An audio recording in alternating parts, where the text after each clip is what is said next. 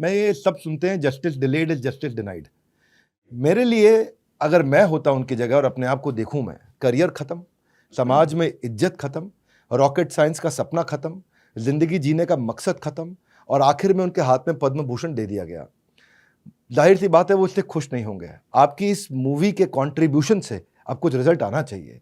फिर भी मेरा आपसे प्रश्न है, आज वो कैसा महसूस करते हैं पद्म भूषण लेने के बाद? ये जो रिकग्निशन होता है किसी गवर्नमेंट से कि भाई हाँ, मतलब आपके साथ जो हुआ वो बुरा हुआ और हम आपको पद्म भूषण दे रहे हैं, the third highest civilian award. इससे तो जाहिर है कि वो बहुत खुश हैं, बहुत उनको अच्छा लगता है। फिर भी उनका एक ही कहना है कि अगर मैं निर्दोष हूँ तो कसूरवार कौन है? और इसका जवाब जब तक नहीं मिलेगा तब तक ये शक तो रहेगा ही कि भाई इन्होंने मैनिपुलेट करके बाहर निकला या नहीं।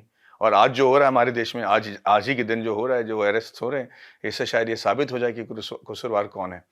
तो वो उनकी मानसिक स्थिति जो है इस वक्त बहुत वो खुशी है, वो खुश है, वो एक्साइटेड है, वो देखना चाहते हैं कि लोग इस पिक्चर के बारे में क्या कहते हैं और उनके अचीवमेंट्स के बारे में जानकारी लोगों को मिलेगी और बहुत लोग इंस्पायर भी होंगे।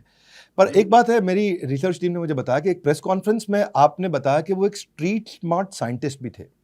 एक जगह आपने बोला कि वो थोड़े बेरहम भी थे और उनके कैरेक्टर में कुछ छोटे मोटे फ्लॉज भी थे। वो बहुत बड़े फ्लॉज थे। अच्छा, ये भी दिखाया गया कि हनी ट्रैप होने का इल्जाम उन पे लगा और देखने में इतने स्मार्ट, इतने खूबसूरत कि उनको हॉलीवुड के एक्टर्स के साथ कंपेयर किया जाता था। अब गॉसिप का काम क्या है? 2 और 2 4 करना, मौका मिलना। तो ये भी सच्चाई है कि भाई जहां आग होती है धुआं वहीं उठता है।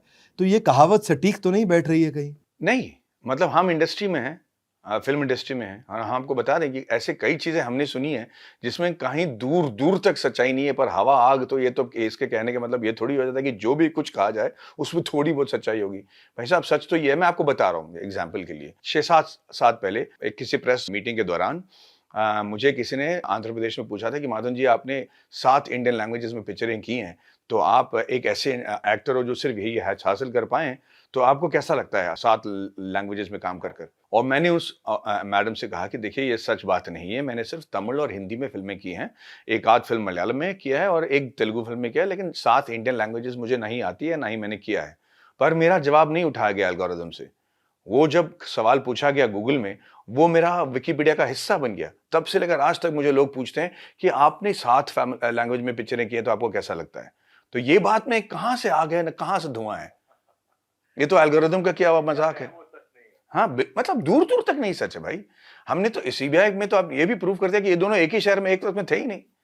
तो फिर कैसी आग? मतलब किसी कंट्री को अगर अनस्टेबल करना हो ना, तो ऐसे अफ़वाह फैला के उसके पूरे प्रजा को हमेशा एक स्टेट ऑफ अनरेस्ट में रखिए, अपने आप कंट्री टूट जाएगी।